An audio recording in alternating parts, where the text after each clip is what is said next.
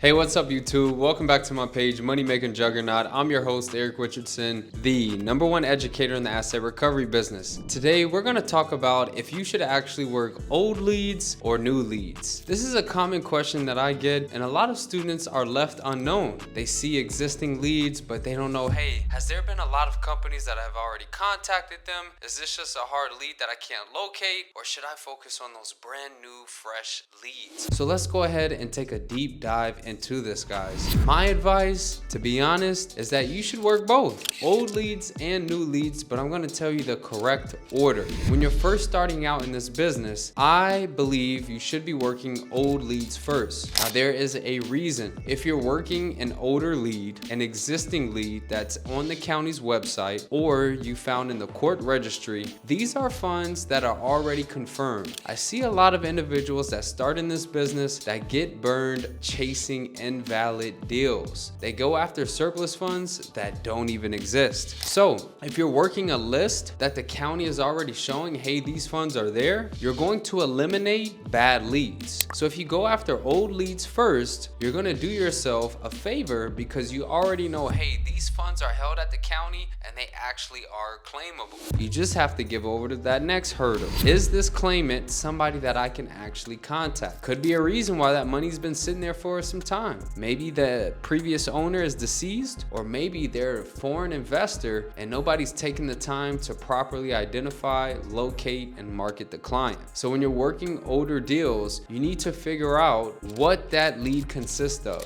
Is the claimant deceased? If they are deceased, a lot of people aren't going that extra mile. It's very simple, guys. You can help the heirs, but you have to figure out who the heirs are. So my advice is locate the deceased individual, head over to Google, type in obituary with the state they're located. If they have an obituary, I want you to copy that full obituary, head over to ChatGPT, have it make a family tree and lay out who's in line. After that, then you're gonna skip trace and market the heirs and relatives. Then you'll be able to process the claim. And there's many existing leads out there, guys. I'm gonna give you some states that you guys will have success with existing leads. Florida, Ohio, and Indiana. All three of those states, you can identify existing leads that have confirmed surpluses. You can see who the previous owner is, and you can go ahead and start marketing them. Now, once you complete that, you'll then want to get on your path of working new leads. Now, when you work new leads, since you can't really confirm the surplus like the existing ones, you're gonna have to make sure that you perform your due diligence. So you need to be checking the debt, additional debt, and liens on the property before you even consider it being valid to pursue. So yes, you might track a sale where the auction results are higher than the opening bid, but did that property actually sell for more than what the debt was on the property? If you guys do not know how to do your due diligence, I've done trainings on this and I can give you guys the simple steps. You're gonna identify what type of foreclosure this is. If it's a mortgage foreclosure, is it judicial or non-judicial? Have they identified the final judgment, the final writ, exactly what is owed? If not, you need to go use sites like Property Radar, PropWire, PropStream, Ownerly. You want to figure out, hey, how much was actually owed? Then when it comes to checking for liens, you can do this directly on the county recorder site, search the claimant's name, and then now you'll be able to accurately analyze, hey, did this property actually sell for more?